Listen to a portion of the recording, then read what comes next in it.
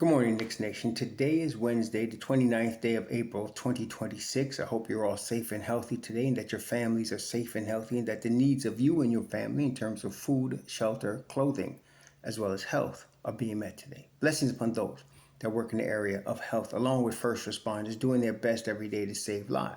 Those also that pick up garbage, keep our places clean, and those that make deliveries for our convenience. Double blessings on the men and women trying to help rescue, deliver, and recover teenagers and children victims of child molestation and pedophilia.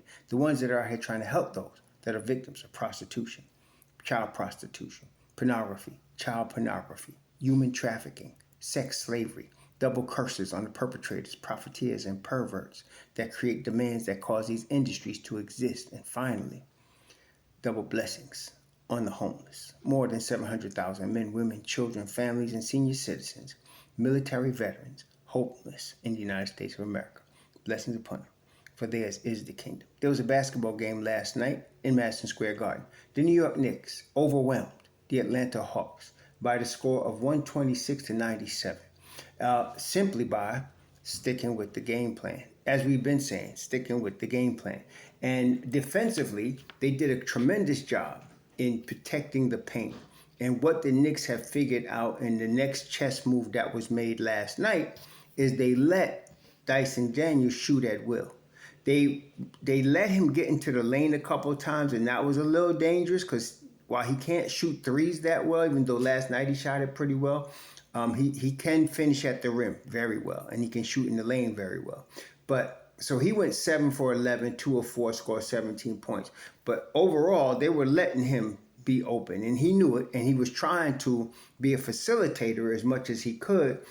He had 5 assists, but the Knicks were letting him be the focal point of the offense. As I mentioned, their biggest shooters were, of course, Alexander Walker, C.J. McCollum, Okongwu. Those are the biggest three-point shooters they have. And then coming off their bench, Gabe Vincent. So they were really watching those guys, especially Alexander Walker, who takes the most threes on the team. And last night, he took 9. He hit 4 of 9, a pretty good percentage. And he hit them under duress most of the time. So that was the game plan. And they've successfully took care of business with that last night on the defensive end of the floor. Particularly, I was very impressed with how the Knicks were protecting that paint. Couple times, the team just converged together to protect the paint and not allow Atlanta to invade their paint. Meanwhile, they were invading Atlanta's paint on the offensive end. And of course, it started, as we've been saying, with Karl-Anthony Towns. They kept giving him the basketball.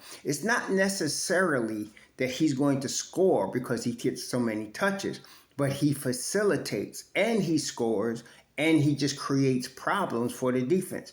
What he did last night, he got 16 points, but he only took, he took like less than 10 shots. I know he didn't take that many shots, but he had the ball a lot. He had the ball in his hand quite a bit because he knows to do it. He took actually 7 shots. He was 5 of 7 from the field, 1 of 3 from the three-point line, 5 of 6 from the line. He scored 16 points, 14 boards, 6 assists because he facilitates, he does everything with the basketball. And what he did most last night, and because he was handling the ball like that, is open up the floor. Now, in game 4, you saw that OG was getting a tremendous amount of backdoor play from Cat because they were running the action where JB would give it to Cat, cut to the corner to give OG a pick, and then OG cuts backdoor, and that was opening up the floor for OG a lot. Last night, they ran the same action. The only thing, Atlanta was protecting themselves against OG, and then that left Jalen Brunson open. The third option was to let Karl-Anthony Towns go one-on-one. So that particular play that's going to be done for the rest of the series. It's included in the next game. So you're gonna have OG in the corner. They're gonna get the ball to Cat. JB's gonna try to set a pick for Cat. Set a pick for OG, and then Cat gets to check and see if OG's open, if Brunson is open, or if any of the other two, Hart or McCall, are open. So and then he can go on his own off the dribble.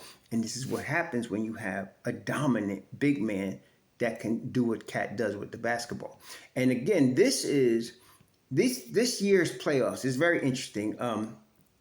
The league is dominated generally, historically, by wings, but point guards have become extremely important. You know, Shai Gilgeous-Alexander, and then when Jrue Holiday and Derek White were playing together in Boston, become very important. But what teams are doing now, opponents are pressing and double teaming the point guards. And so it's really dependent on a big man. Now, it's no coincidence. Boston was going to really sweep Philly until Embiid came back. The first game for Embiid was shaky because he hadn't played in a while. But last night, and people kept asking me, don't we got to play Boston next? Why are you talking about Orlando and Detroit? I'm not sure Boston's going to get by Philly. They should, and they're obviously heavily favored. But this is the problem. Boston doesn't have an answer for Embiid. See, just like Atlanta doesn't have an answer for Cat. I mean, last night, I noticed the desperation from the opening tip. They put Dyson Daniels on Cat. That was after trying Okongwu. That was after trying Jalen Johnson and Gaye and Tony Bradley. Dyson Daniels was going to be no match. He's a good defender, but he can't defend Cat. He's too small. And, Cat could shoot over him, rebound over him, pass over him, whatever you want. And Embiid is doing the same thing to the Celtics. The Celtics have no answer. Kata, he's a solid 5. But he cannot guard Joel Embiid. He just can't do it. They don't have an answer for Joel Embiid. And see, this is the thing. Philly has saved Embiid just for the playoffs. And here he is. He had the appendix problem. I think it was an appendix or something like that, an internal problem that had to have operation just a few weeks ago. And now he's just coming back, limping back. But they have no answer for him on Boston. Yes, you got Tatum and you got Brown. Both of them played 41 minutes against the last game, and both of them scored over 20 points.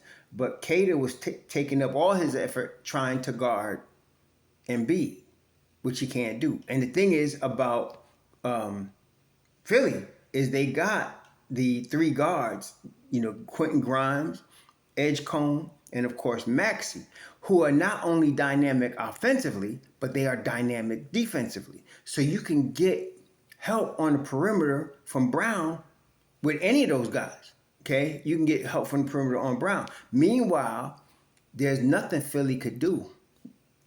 I mean, Boston could do with Embiid. And look, the next game is game 6. It's going to be in Philly.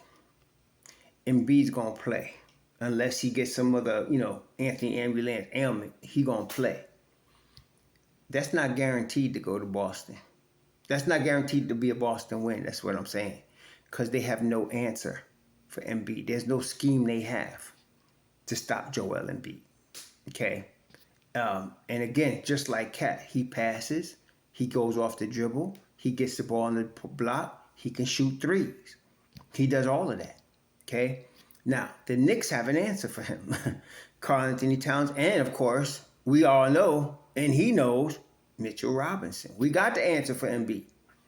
Boston don't have it, though. Boston got the best wing duo in the league, okay, with Brown and Tatum, and they paying them like it. But, and that's offense, but Philly fought off them enough to hold them to under 100 points in their last game, while because of Embiid scoring 33, and he didn't even hit a 3. When he started dropping his 3, anyway, and he was 9 of 10 from the line, and he had 8 assists. See, it's very similar to Cat. Boston does not have an answer for Embiid. And that's why I'm not saying I'm not concerned with Boston. They're really good, okay? But the Knicks, with their wing stop, I'm not saying they could lock up Boston's wings. But I am saying, if you recall last year, they do good enough job at slowing them down or making it tough on them that our advantage with Cat opens up the floor for Jalen Brunson, which is what happened last night. They had no answer for Cat, the Hawks, and he was passing, he was rebounding, he was going off the dribble, he was doing it all. That opened up the floor for Jalen Brunson. See, the problem when Brunson tries to play hero ball is that he's doing it against two defenders. The teams will double team him, and he was not giving up the rock. After his daddy Rick got in his ass, he understand what he needed to do. And if you saw last night, every time down, they were getting the ball to Cat. And Atlanta was doing everything they could to stop Cat from getting the ball. Cat could get the ball anywhere from the block all the way out to the three-point line. And any time he gets it, any place he gets it, Atlanta's in trouble. And they know it, okay? So that's what they were doing last night. It opened up the floor. The Knicks, by the time, you got to the half, Knicks were up by 14 or 15, something like that. By the time you got to the half, it was 50 to 50. It was 50 to 47 to, it was 50 to 57. The Knicks were up by 7 at the half. Yeah, 57 to 50. But then the third quarter, they opened, no, that's not true. Hold on a second. Let me get my act together. My bad, y'all. Hold on. No, last night at halftime, it was 64 to 48. That's right, 64-48. Knicks were up by 16. Then in the third quarter, they opened it up to 18, and they touched 20. I just wanted them to touch 20, and they did. In the first 3 quarters, first half, they touched the 20-point lead. I said, okay, that just means we could get back there. And then, of course, they did. Okay, and they were up by 32 at one point. As I said, you get Cat involved with this offense, it's a wrap. It's a wrap. Okay, and I don't want to speak too soon because we got business to finish in the ATL on Thursday. But just keep feeding Cat that ball. And this is the thing defensively, the difference makers were McCall and Brunson. Why do I say that? Because they're the weakest links. They were the weakest links. McCall done got awakened. Dyson Daniel messed around on Saturday night and awakened McCall. He was on point. Last night defensively, he was calling out sets. He was calling out picks. He was moving. He was covering. Offensively, no, he ain't do much. But like I said, McCall's value is what he brings on the defensive end of the floor and what he brings when he's running the floor, both of which he was doing last night. And then, of course, now what Brunson was doing last night is because they were leaving Dyson Daniels to shoot, Brunson was just doubling everywhere. Okay, now that's not normally good, and that's why Daniels did get a couple of dunks, got a couple of finishes at the basket, because Brunson was out of position and just doubling whoever was in front of him, leaving Daniels wide open, which is no problem if he's open on the three-point line. Let him do that. But Brunson was being a little bit wild and doubling, but that double teaming created or helped to create turnovers. That the Knicks took advantage of with them. Took advantage. They had 10 turnovers, but a lot of that was stuff they would put the ball on the ground, and Brunson and Hart and all of them, they was really getting in their case about that, and they can continue to do that. And of course, they keyed on Alexander Walker and McCollum. McCollum last night, where did he shoot? McCollum was 3 of 10 from the field, 0 for 2 from 3. That's the defense. Okay, it's not like he couldn't shoot. It was the defense. He shot a couple of tough shots he scored. But that's the point I'm making too. It's not going to completely lock him up. You just want to make it difficult for any shot he gets to be difficult. Whereas you want your team to get easy baskets. And we got a few of those. Brunson got some going to the basket. Carrington Towns got some off offensive rebounds. Mitch Rob got some off lobs. I mean, we got a lot of easy baskets, okay? And that's how the difference is. The team that makes the most stops will win the game, and that team usually gets a lot more easy baskets, and the Knicks did get that. So it was just like that. And going into Thursday, I don't know what they're going to try, because last night when I saw when Quinn Snyder put Dyson Daniels on Cat. Now, they tried to throw different dudes at Cat. They had Okongwu on him a little bit, Johnson on him a little bit, but it was Daniels most of the night. And they can't do nothing with him, period.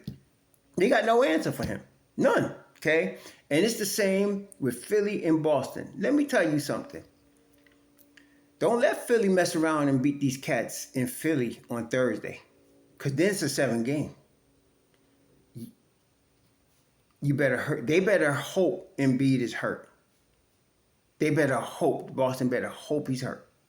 Okay? Because if he's not, it could be a wrap. And that's why I wasn't hyping on Boston yet. That's why I was talking about Orlando beating Detroit. Because if Orlando, and let me tell you, Orlando is up, right? Right? So the Orlando's up in that series. And if you mess around and beat Detroit, now that means Detroit, again, our boy JB might have a problem with his management. You know, you win 60 games and all of a sudden you out in the first round to an 8 seed. Now, I know Orlando ain't no normal 8 seed. You know, they like Miami a couple of years ago, but still, that's kind of embarrassing, man. That's kind of embarrassing, okay? So you lose to an 8 seed, and then you got to deal with the Magic. The Magic would be dealing with either Cleveland or the Raptors. And, of course, because our boy RJ and Quickly ain't even playing yet, not this series, because of the hamstring, but RJ and then B.I., Big Smooth is what I call him, because he's smooth as silk, man. He like Iceman Gervin was. That's Brandon Ingram. Big Smooth, RJ and them, they coming. They coming at you, okay? And we might be playing one of them in the conference finals, okay? So this year, the 5 spot is the most important. And again, that is why San Antonio gives Oklahoma City such problems. While they got Chet Holmgren in Oklahoma City, they got Hartenstein. Neither of them can deal with Wembanyama. And you're talking about Stephen Castle, De'Aaron Fox, you know, the whole crew. Aside from that, you got the whole crew. Devin Vassell, you got the whole crew that can match up with Oklahoma City. The mismatch is with Wembanyama. Okay, that's the mismatch. Whereas with the Knicks, as good as Wembanyama is, the Towns-Mitch Rob combo can deal with that boy. That's all I'm saying. And we've already proven it. Okay? So that's what I'm saying. The matchups are interesting. So the Philly, if Embiid, now if I didn't think Embiid was going to play, so I thought Philly would get swept. But the fact is, without Embiid, they stole a game. And now they got Embiid. And they were pretty dominant, you know, against Boston. With both been big guns scoring plus 20, they still lost. And they didn't score 100 points. I'm trying to tell y'all. So, and I'm telling y'all something else which y'all don't understand yet. Watch them Lakers. They about to. I'm surprised the Rockets won that last game. I really thought they would get swept. So, but no Austin Reeves, no Luka, and 41-year-old LeBron, and they got you 3-1. And now Durant is not showing up, which is really normal for him, in my view. Watch them Lakers. Because second round, you're going to see the full contingent. And listen, if all they had was Luka, they'd be tough. But they got more than Luka. Okay, so watch the Lakers. I'm trying to tell y'all. And that's a team that could give the Knicks fits, really. So we'll see. But it's very interesting. I'm not really guaranteeing anybody that Boston's going to go to the second round. Boston better win Thursday. If they got to come back to Boston for Game 7 and Embiid's playing, they got a problem. Okay, they got a problem. So this is, again, where everybody was whining about Cat and whining about McCall and whining, oh my God, we're not a playoff team. Oh my God, they are better than us. Oh, the Atlanta should be favored. Where you fools at now? I've been telling y'all. We got Cat and Brunson. Don't sleep on Brunson. And then last night, once the floor opened up, Brunson started victimizing. They were victims of Brunson. You know, you trying to guard him one-on-one in the half court? Good luck with that. See, if you can pick him up 94 feet and get help, and he's trying to force his way against you, you got him. For real. As we have seen. But if you give the ball to Cat, Or you start the offense with Cat and Brunson's cutting off ball as he was doing last night. By the time you get to the second half, you're in the fourth quarter now. You're not doubling anybody. You're done. You're done. Okay? That's what happened. You're done. So,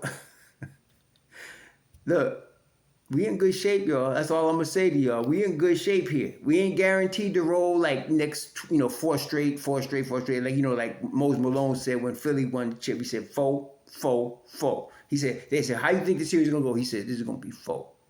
Then 4. Then 4. And pretty much that was it. We ain't doing it. But we got an advantage, a tactical advantage in Karl Anthony Towns that there's no answer for in this playoffs. A tactical advantage. Closest team, the Nuggets, because of the Joker, we got him too. And what it is if you got Rudy Gobert and you could deal with Cat, what about Mitch Rob? And we have seen Mitch Rob take teams' lunch in the playoffs. So, and some of y'all still questioning, how are we going to sign Mitch Rob? Come on, don't be stupid now. Don't. We keeping our Mitch Rob. So anyway, there we go, y'all. So here, tonight, right? Tonight, is it tonight? Yeah, it's tonight, Cleveland against the Raptors. Tonight it's the Pistons against the Magic. Tonight is the night. We're going to see what happens because I think the Magic, this is game 6. No, game 5. This is game 5 tonight. It's 3-1. They playing in Detroit, okay? And then the Raptors, it's game 5. It's 2-2. They playing tonight. They playing in Cleveland. Oh, game 5. That's right. And then, yeah,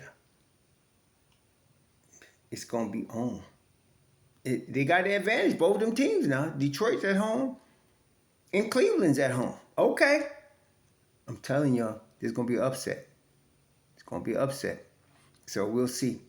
And now, the Knicks, I would like us to end this series, the ATL, on Thursday. And then somebody's going 7 games. So we got to wait. And that's cool. We'll be ready. But I think the Knicks got it going on. And the rotation is tight. Tight. Here we go. Y'all enjoy your Wednesday. Enjoy these games tonight. They're going to be fun to watch. Enjoy your Knicks. We'll talk soon. We got something, y'all. Shalom.